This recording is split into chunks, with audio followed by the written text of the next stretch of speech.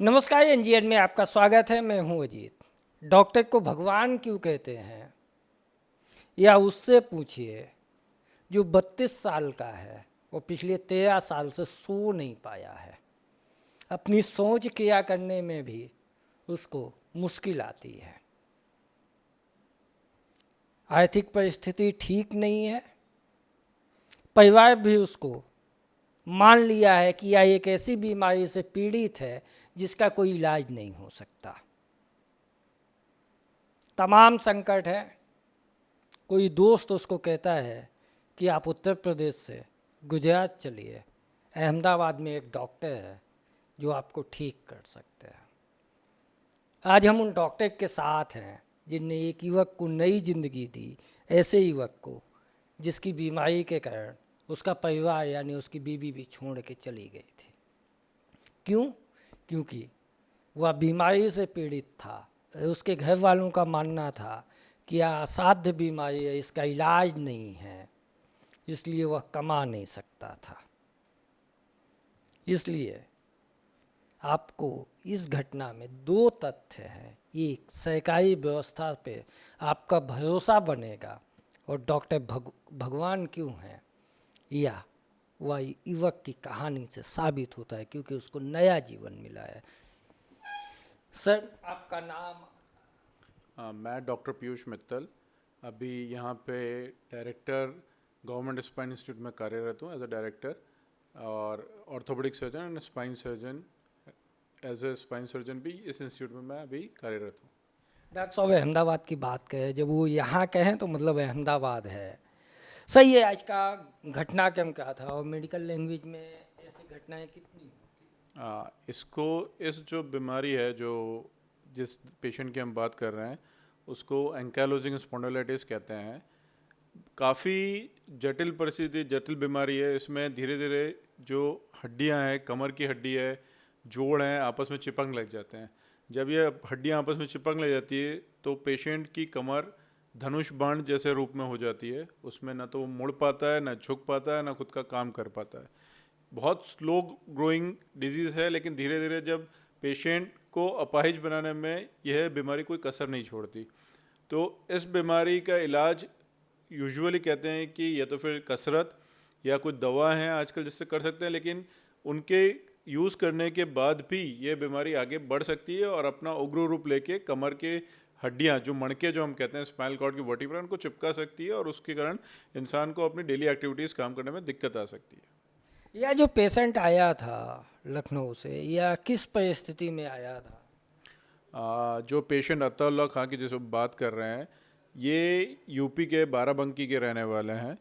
इनको जब पता लगा, इनके एक भाई हैं, उनको पता लगा कि स्पाइन की सर्जरीज अहमदाबाद में सिविल हॉस्पिटल में एक डेडिकेटेड इंस्टीट्यूट है, स्पाइन इंस्टीट्यूट, जहाँ पे ये सर्जरी की जाती है। तो उन्होंने उसको कन्विंस किया कि आप अहमदाबाद आइए, वहाँ पे आपका बिना किसी खर्चे से हम इंस्टीट्यूट में ये ऑपरेशन करेंगे और आपको कोई तकलीफ़ नहीं होने देंगे। ये पेशेंट पिछले 13 साल से इतना परेशान था कि सो भी नहीं पाता था, ये सीधा सोना भूल गया था। इसने 8 साल से अपना काम, जो दर्जी का काम करता है, वो भी छोड़ दिया था। और इसका ये कहना था कि साहब, मैं इतना परेशान हो चुका हूँ बीमारी में कि मेरी वाइफ भी मुझे छोड़ के चली गई है। तो उसको जब ये पता लगा कि अहमदाबाद में ये चीज़ें हो सकती है, ऑपरेट हो सकता है, तो वो यहाँ पे आया। जब हमने उससे बात करी तो उसने अपना विश्वास जताया कि साहब, आपके कहने पे हमने आपके दूसरे पेशेंट भी देखे हैं, हमको लगा कि हमारा इलाज यहीं पे संभव हो सकता है, इसलिए वो हमारे यहाँ इलाज लेने के लिए तैयार हो गया। आपकी टीम के लिए ये कितना बड़ा चैलेंज था? हमारी टीम यूजुअली अगर कहा जाए तो इसमें एनेस्थेटिस्ट टीम होती है, मेरे असिस्टेंट होते हैं साथ में, जो कि खुद एक स्पाइन सर्जन डॉक्टर प्रेरक यादव हैं, डॉक्टर रीमा है जो एनेस्थेटिस्ट है। एक तो ब्लड को कंट्रोल करना, ऑपरेशन के दौरान हड्डी को काट के नसों के बीच में जाना, जहाँ पे बहुत सारी नसों का जाल फैला हुआ होता है, खून की नसों का जाल फैला हुआ होता है। अगर किसी भी एक तंतु को नुकसान पहुँचता है तो वो नुकसान जो होता है उसके कारण पेशेंट को लकवा हो सकता है।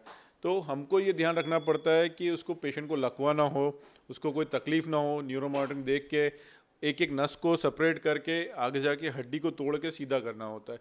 अगर हम इसमें थोड़ी सी भी चूक करते हैं तो पेशेंट को लकवा हो सकता है। तो काफ़ी डिफ़िकल्ट सर्जरी है। प्राइवेट में लोग बाग करते नहीं है क्योंकि कॉस्ट भी काफ़ी होता है और इस तरह के कॉम्प्लिकेशन होने के चांसेस होते हैं, इसलिए अवॉइड किया जाता है कि इसको करा जाएगा। आपने एक ना करने वाले काम को किया। सामान्यतः यह जो बीमारी है इसको कहते क्या है और ये कितने लोगों को होती है, हजार में कोई आंकड़ा? इसको हमारी लैंग्वेज में एंकाइलोजिंग स्पॉन्डिलोलाइटिस कहते हैं।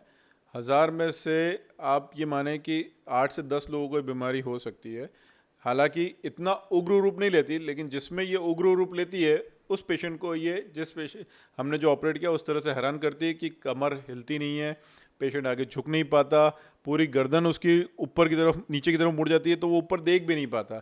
तो अपना कोई भी दैनिक दिनचर्या काम है जिसमें उसको ऊपर गर्दन करके काम करना है, वो सब करने में परेशानी होती है। अभी ये पेशेंट का हाल कैसा है और इसका आगे जीवन कैसा होगा? पेशेंट सर्जरी के बाद काफ़ी खुश है।